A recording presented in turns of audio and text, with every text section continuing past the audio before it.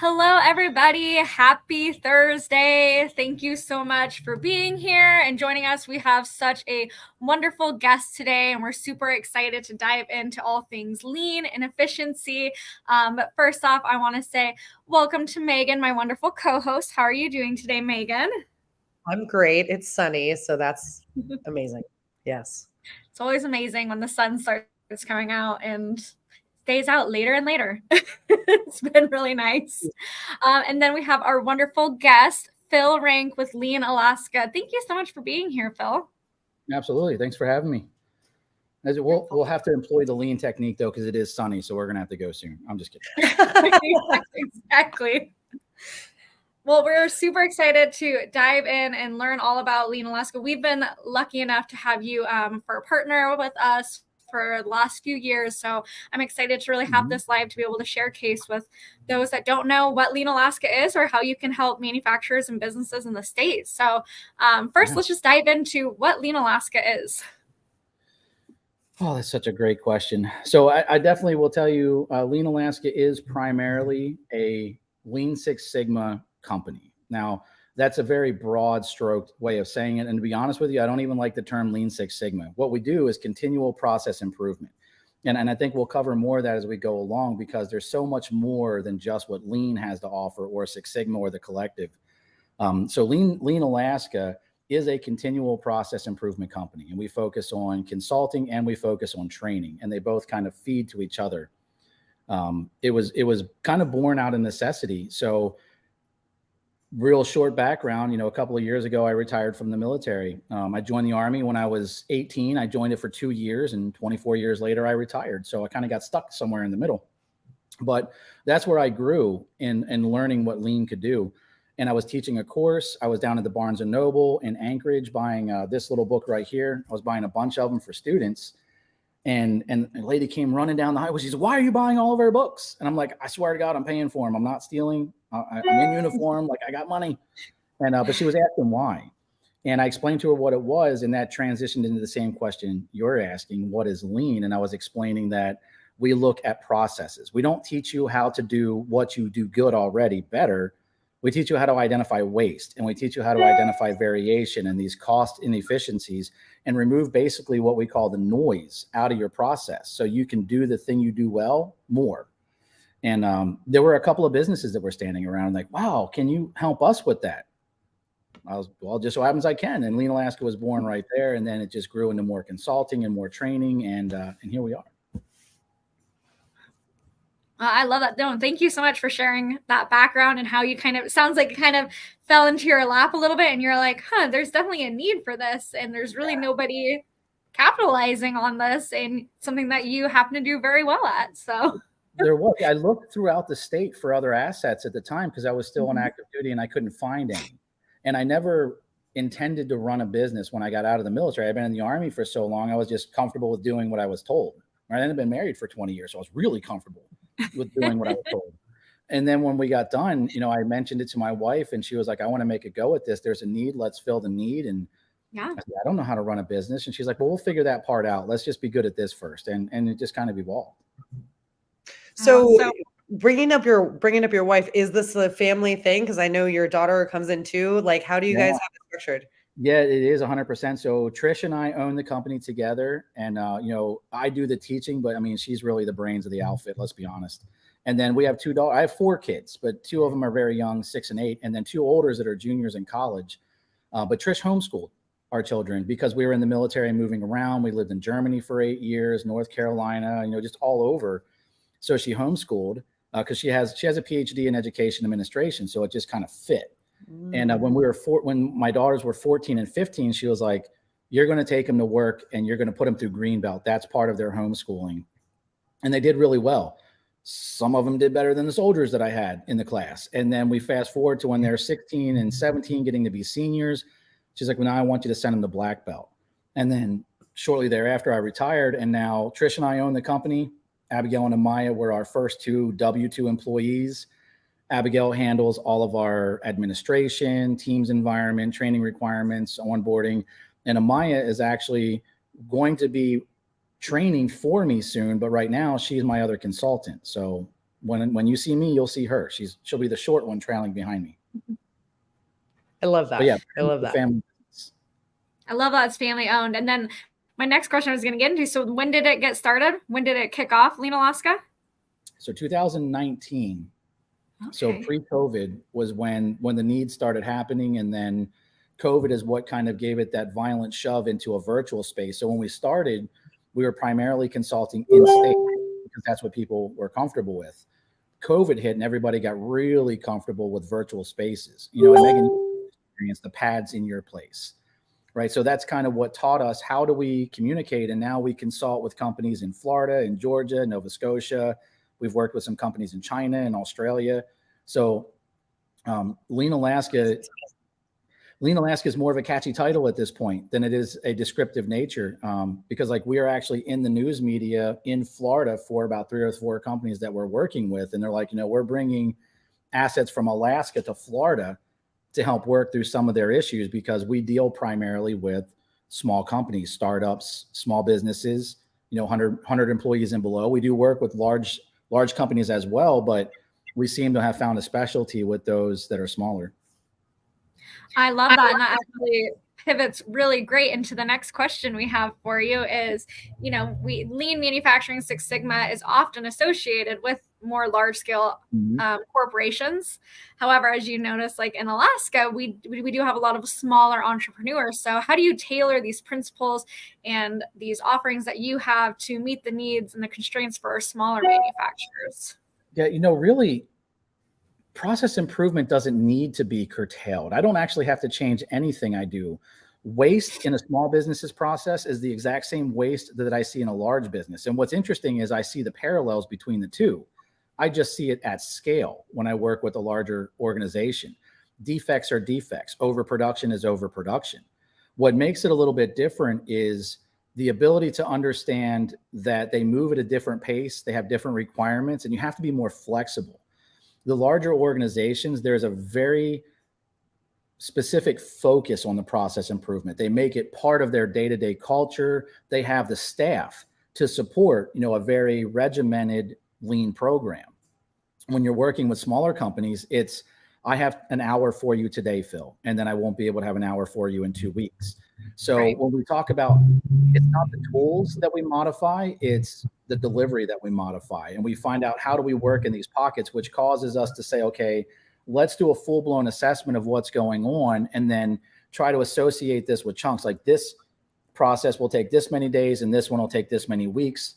Like custom seafood, as we mentioned, we're going down tomorrow, and we've pocketed this into some very small incremental changes up front because they're getting ready to go into full-blown production here as we're getting into wholesale season and then sports fishing season. For small businesses, that is not the time for me to come in and play with your shop. You need your shop functioning. It's not a large corporation where you can isolate. Like it's all hands on deck, literally.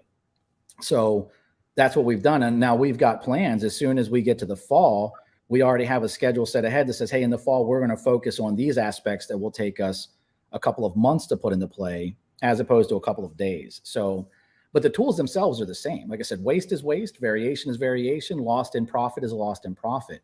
We just apply the techniques on a different schedule with a lot more flexibility. No, that makes perfect sense, since I feel like one of the biggest needs that Megan and I probably hear all the time is entrepreneurs, like what they're lacking is time. And so, you know, your company helps them to reduce that waste, but do it over a length of time because they don't have all the time in the world to give it and tackle it right then. And so you really have to shift your deliveries that way. It does. And it's really hard for startups because you never know when that time is going to be available. And one thing that I've learned, and I've grown so much. I mean, when I started in 2019 working with small companies, really wasn't sure what I was getting into. I understood how lean worked because I've been doing it for years, back since 2005. But I keep learning with every company that I work with how to put that into their wheelhouse, but not overwhelm them at the same time, because it's a massive commitment, and getting the ball rolling, like doing something that produces the time for them to give back. Like you would think it would be a 1-for-1 swap. Hey, if I save you an hour, I get an hour. That's usually not what it is. I save you an hour so you can go do something else for an hour to put your business in motion. So it's not a 1-for-1 trade-off with what we save, and we still have to find our pockets of availability. No, I love the way you put that. And actually, I was going to kind of do a curveball question and thinking of time. In past clients, you don't have to be like super specific, but I feel like what we always are hearing is like manufacturers, especially smaller manufacturers, they are lacking time. Your company helps them to gain that time back. Can you share like a few success stories of how you've been able to work with a business and give them that time back so then they can really hear the benefit of what lean does? So, wait, me. Oh, we're doing I it. feel like I'm a success story. Yeah. Phil, you helped me when I was doing elevated oats, and that was so huge and impactful. I mean, even talking about the micro movements and how things go, like having someone else that can understand process flow come in there and see it, it really is, it's huge. It's huge. It's a great investment for that business owner to take that little bit of time, because ultimately you're the long run, right? It's like saving all of that time in the long run is huge. It is, and in Megan's instance, there was her and there was a master chef that was in there. And our biggest focus, while time is the focus, that's the word that we associate with it. What we were really looking at was Megan's time being used efficiently. She was in there because she had to help make the oats, but Megan was the face of the business. While she's cooking, she's not growing. So her time, it wasn't about giving time back to the business. It was giving time back to Megan, because without her, when she's in there, it's not there. But with small businesses, you also have that profit margin to work with. And you can't always just, in large businesses and large organizations, it's relatively easy to say, you know what, you're missing an employee over here. Let's put out a PD and hire somebody in. That doesn't work in small business. I can't swivel and be like, hey, Megan, I need you to hire somebody, that's probably going to have about $150K cost to you per year to replace this pocket of time. So our focus for her was, how do we change the process to give you back the time to get out of that kitchen? And we've done that with other companies. And there was another one that we had. And what was interesting about this company was we everything is numbers for us: time, cost, quality. Everything is measurable. Metrics are how we do things. And it was a company that said, we're kind of reaching our capacity of production. Our demand is growing. But and for them, it wasn't even a matter of not hiring somebody. Their problem was, I don't have enough time to train somebody. I have one person that does this specific task, but they're so busy that they don't have time to train the next person coming in. How can we work this out? We thought we were going in there to do kind of visual control factory, where we create these visual aids to train, like Papa John's. Especially here in Wasilla, if you've ever been to it, when you walk in, look above the pizza station. And what you'll see is pictures of how to make a pizza. And you talk to the manager and he'll tell you, it takes them longer to teach somebody how to log into a computer than it does to make a pizza. And he did the same thing with me. He was like, have you ever worked at a pizza place? I was like, no. He's like, perfect. Stand right here. And he gave me a large pizza dough. He said, I want you to make, I think it was like, a meat lover's pizza or something like that. I said, okay, what do you want me to do? It's like, I want you to look up. And I did. I followed it and I made my own pizza. It was the best pizza I ever had because I made it. That's the idea. So I thought we were doing that with this company, but what we realized was their issue wasn't outgrowing their ability to produce. They had too much motion in their process. So we use these process maps that visually translate what the actions are that we're taking, and then it displays it to everybody. So we created what we call a spaghetti diagram. And what it had shown was this one individual was moving all over the building, but I mean at a high rate of speed. It was like you were watching the video and fast forward, but you weren't. It was kind of crazy. But their efficiency, how well he was doing at the actual tasks, was off the charts. Like, he was working individually at world-class performance, which is something you don't see very often. Like, how can you be so slow yet so good at the same time? And like, I use a sanitized version of that map and I show it to my classes when I teach black belt. And I ask them, hey, this process was 1 hour and 42 minutes. How many people do you think are walking around this screen? Because all they're seeing is lines on a paper, not an individual. I get guesses anywhere from 6 to 15. And when I tell them that it's one person, they don't believe it. They're like, there's no way. So what we found was not changing how they did the thing that they were doing, the thing that they were supposed to train, simply by, you're going to laugh at this, but it was finding a rolling cart that was stuck in the corner of the building that nobody was using. And we pre-positioned, Megan, you might sound a little familiar, but this wasn't with elevated oats, but we pre-positioned the things that they needed for the task. So instead of leaving the station for everything that they needed, it was all right there on this 2-shelf stack system.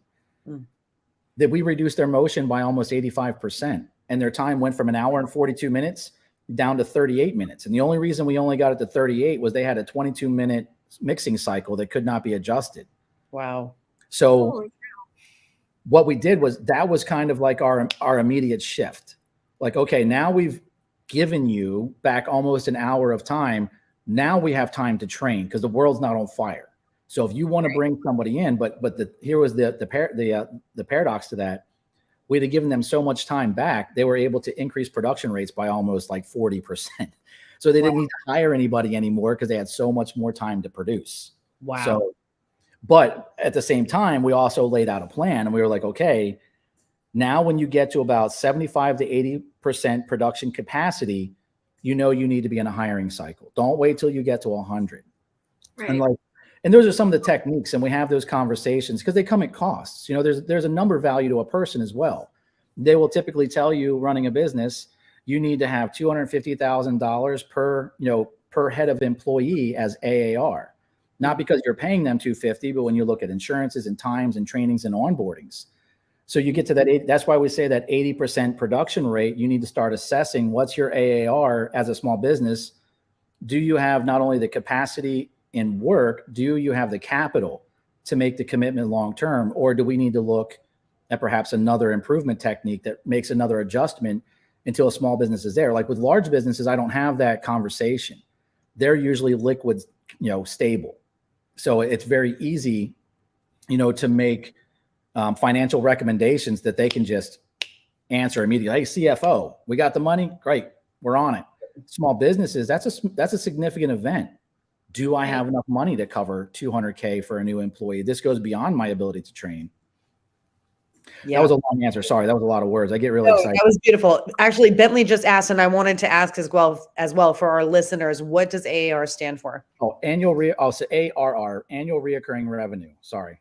AAR, I had the Army stuck in my head, after action review, right? My acronyms, I'm still a baby transitioner, so my acronyms flood, but ARR, sorry, annual reoccurring revenue. Annual reoccurring revenue. Thank you. Yeah, that's good to.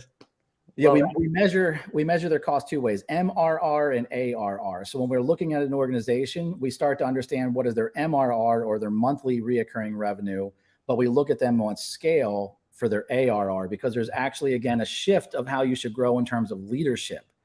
Again, with small businesses, and this kind of goes into the FUSE methodology, as I mentioned, Lean Six Sigma is not very descriptive for what we do in process improvement. There is a change management technique that has to be used. There's, a form of design thinking. We don't do the innovative workshops, but design thinking teaches you about a different way to understand requirements as opposed to wants. Somebody can tell me what they want to do all day long, but that may not get them to the requirement that they're actually asking for. So there has to be a different way to empathize and understand customer requirements.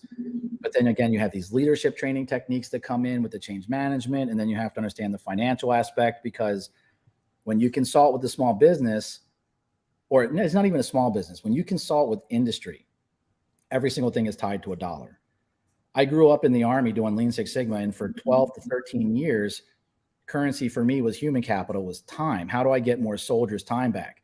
If I walked into the boss's office and said, hey, I need to spend $100,000, they couldn't write me, proverbially write me a check quick enough. They're like, oh yeah, we got that in the budget, Phil, no problem. But if I went in and said, hey, I need a soldier for an hour, like, ooh, yeah, I don't know if we can do that. We're kind of stretched out on soldiers, Phil. Now, currency is my currency. Yeah. So you have to understand all of these different intertwining aspects of that, because when I go into a business and they ask a question like, well, what will I gain with this time? It's not as easy as saying, well, you'll gain time.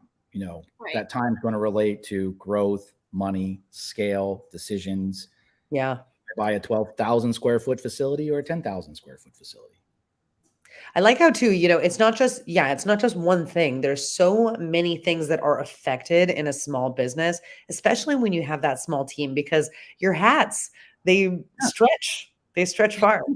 That is, and I get asked that all the time. They're like, how do you define a small business? Now, well, again, we can do everything by numbers, but I tell them, they say, how do you know you're not a small business? Something in there. And I think, Megan, we may have talked about this at one time. It's when you go from being a CEO to a CEO. Because when you start, you're a CEO. When you grow up, you're a CEO. And now you're looking at me like, okay, Phil, you're weird. What are you saying? When you're a startup and you're a small business, just like Megan just said, you're a chief everything officer. You're the CEO, the CFO, the CTO, the COO. You're a marketing person. You do everything. And that's why you don't sleep, right? Kind of where I'm at right now. But when you grow well enough that you can start fanning that out across, you become a chief executive officer. That's kind of that pivotal moment where you have time to make decisions. When you're the chief everything officer, you don't have time to make decisions. And that's why when you call me, I'm there to help support some of those. Now, I don't have decision-making authority in any of these businesses. I don't have, approval authority of any of them. All I can do is share with them what I've experienced, what I understand, my knowledge of leadership. And what I'm offering to them are data-driven and deliberate decision-making techniques. They're no longer arbitrary. If you've never read a book for anybody that starting a business, the Lean Startup, there's a reason it's within arm's reach of where I'm at now. But the Lean Startup by Eric Ries is a phenomenal book. And it was written kind of in the structure of an IT startup. But the techniques in there are so applicable. Like, just let me read you this one thing. Actually, I have it pegged in here because I read it in all of my classes. I love that. Yeah. So the definition of a startup, and there it is. So definition of a startup. A startup is a human institution designed to create a new product or service under conditions of extreme uncertainty. If that doesn't explain every startup in the world, I don't know what does. So how do you work in extreme uncertainty by yourself? Right. Totally. So that's where we focus. I love that. That's good. It's so valuable too. It's so valuable to the entrepreneurs, business owners. Yeah. Absolutely. And you had kind of mentioned, in there a green belt and black belt. Are you able to dive in a little bit? So if someone's listening, they're like, okay, this sounds like something I need. Who's in need of green belt? Who's in need of black belt? And like, why are those important when you're talking about those two different types of trainings? Yeah. So let me explain the belts, because these are going to be a little different. What Megan does with Rumble Boxing is whip your tail. All right. We're more mental agility. I'm not getting in the ring with Megan. I will walk out a lump of nuts. That's not going to work. So when we talk belt levels, right, we're not talking like hot shot stuff. We're talking mental agility here. So I definitely want to clear that up, because people hear that and they're like, oh, congratulations, have fun at your fight. I'm like, not that kind of fight, but thank you for trying, right? Like round is a shape. I learned that in kindergarten, and I'm round.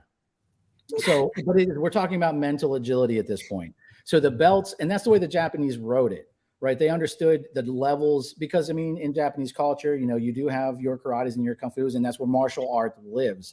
So they just translated that into the mental agility category. Your green belts are kind of your introductory level, your basic understanding. And there are more. So there's 4. Well, there's 5. We're going to talk about 4. So you have white belt, yellow belt, green belt, and black belt. Same succession as in martial arts. Your white belt is a very basic one-day introduction. This is what Lean is. This is what Six Sigma is, because these are actually 2 things. We say Lean Six Sigma, but they're stuck together. This is Lean from Toyota, from Japan. This is Six Sigma that was born at Motorola, made famous by GE. These are the definitions and kind of a standard terminology, and this is what it can do for you as an organization. We typically do white belt training for the leaders. Yellow belt, again, is just a little bit more in depth. Same information, but we're going a little bit deeper into how the tools, not just what they can do, but how they can help, a little bit more context, only a few more days of training. Both of those, again, are great either for team members, those that are going to partake in a project or an initiative, or the leadership to understand how to be a champion and support initiatives. Because buy-in, which we might hit if we have enough time, is crucial. It's consistency in there as well. Then you get into your green and your black belt. And your green belt, again, we call those our basic practitioners. They understand what tools are available, but we only teach them, the general application of these tools. Typically, we're not doing a lot of statistics, because Six Sigma side, that's where all the math comes in. Black belt, however, that's your advanced practitioner. They get the full toolkit. They understand Lean. They understand Six Sigma. They can do descriptive and inferential statistics. They understand regression. They understand all these math techniques that support your functional techniques. Lean is very functional. Six Sigma is functional and technical, is I guess another way to look at the separation of these levels. And then there's master black belts, which is where I've been for a while, but there's nothing special about us. We don't learn anything new. It's just experience and time is really what gets you to that level. How long does it Perfect. take to get there? Yeah. I'll let you know when I get there. To Master Black? I thought you said you had been there for a while. Oh, I am, but I don't feel like there are still plenty in my field that I'm learning from on a daily basis. Okay. So I went to class. I became a black belt in 2005. I became a master black belt in 2016, and again, still feel like I just finished a change management certification about a month or two ago. I'm going to get certified in theory of constraints next month. There's another technique of conversation, 6 thinking hats about how we communicate. Western conversation versus parallel or lateral conversations. It'll blow your mind. So I'm getting certified in that. So it doesn't stop. I feel like a master black belt is a continual journey. So, I mean, to the extent, and what's really good news, and this is a great place to kind of throw this out. Oh, I don't have my book with me. In spring of 2025, I'm actually going to Japan with a group of master black belts, and we're going to Toyota City for a week to learn from the Japanese, from those that were the thinkers and developers and are the world-renowned leaders of lean manufacturing. So I'll be there for a week. And one of the people that's putting that on, his name is Patrick Adams, very big in our community. He's actually coming here in August, and we're going to do a workshop here with him for manufacturers in August before we go to Japan. Wow. So yeah, like I said, I don't know that I'll ever stop learning to be a master black belt. I'm just it's a title. It's really all it is. Yeah. Cool. I love it. So for our smaller manufacturers, smaller companies, are they able to be like, oh, you know what? I just want to get green belt certified, or you have to get white belt, yellow belt? Like, it's like a process. You can't just go on and be like, hey, certify me in black belt. Yeah, is that what I'm understanding? It is, but I'll be really honest. When we're talking about small businesses, I don't like to get wrapped around the belt levels for them. So, not to tangent off on this too far. If you are looking for a shift in career, like I want to go work for a large organization, or if you're in the military and you're like, hey, I'm getting ready to transition and I'm getting into the big world again. These are where you want to have these belts and you want to have these things on your resumes. And that's when you go through the formal training, at which point I tell everybody, learn the black belt, go right to the black belt. Otherwise, you're going to be left wanting. I have green belts that come through, and when they're done, they're like, hey, can you fill in these blanks? I'm like, yeah, come to the black belt course. That fills in your blank. So, I kind of leave that when we're talking about small businesses, having a black belt hanging on their wall is not going to make them a better business person. Me teaching you the academic version of what we're doing doesn't advance your growth and scale. It's the techniques. It's learning the skill. So the title, what I would tell them is we need to start at the smallest level. We need to understand what the organization looks like. What does your strategy look like? And from your strategy, then we can pick the tools from inside of that process improvement structure that are applicable to what they do, either in manufacturing or in service or whatever. Mm-hmm. Manufacturers don't typically need hypothesis testing right away, but it's a primary focus of black belt. What they need is OEE, the 6 big losses of manufacturing. Where are my stoppages, planned or unplanned? Where is my operational equipment effectiveness? I run into so many manufacturers that do not have an OEE calculation or calculator or equation set up for their equipment. So they don't truly understand where they're losing money or where changeover is costing them. But I don't teach that in black belt. I teach that in my lean expert course. So again, it's for small businesses. I would tell them, don't focus on a belt level to say that we're trained. Tell me what you need, and then let us focus the tools that are specific to your requirements and turn you into a practitioner, not just a certified person. There's a difference. Yeah. More tailored to the needs of the business, of the business owner.